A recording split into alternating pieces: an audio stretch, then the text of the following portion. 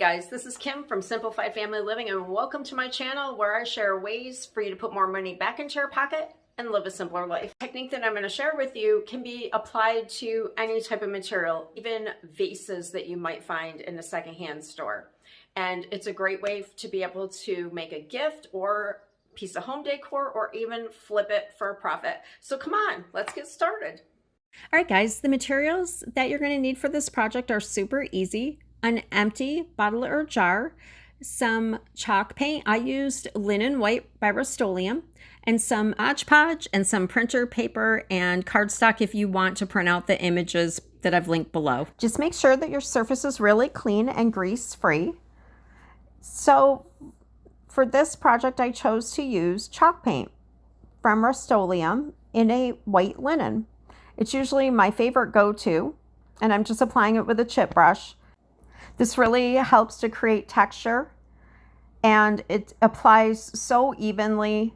It dries super fast. I think I had a fan going on this first coat, and it was dry within an hour, which was really nice. And then I just applied a second coat.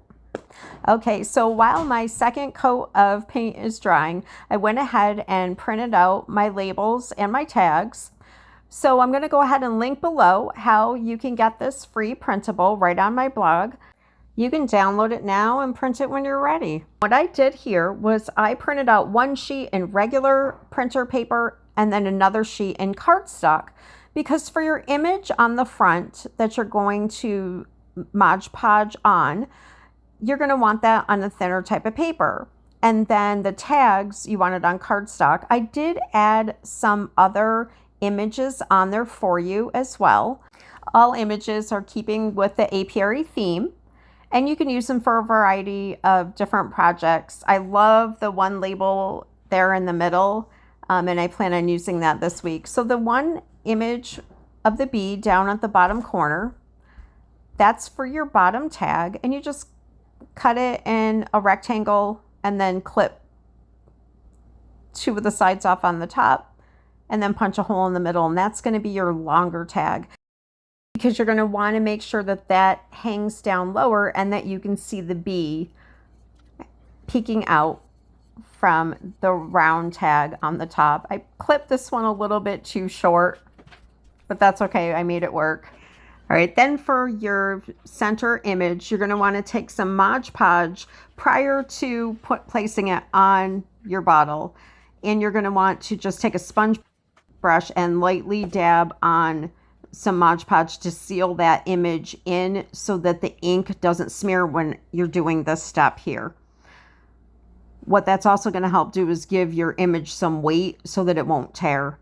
So I just applied a thin coat of Mod Podge right here on the bottle, applied that image once it dried, and now I'm just going around the edges of the image to make sure that it's sealed on properly and kind of seamless looking. And then I applied a thin coat all over the entire bottle. All right, so now it's time to add your tags.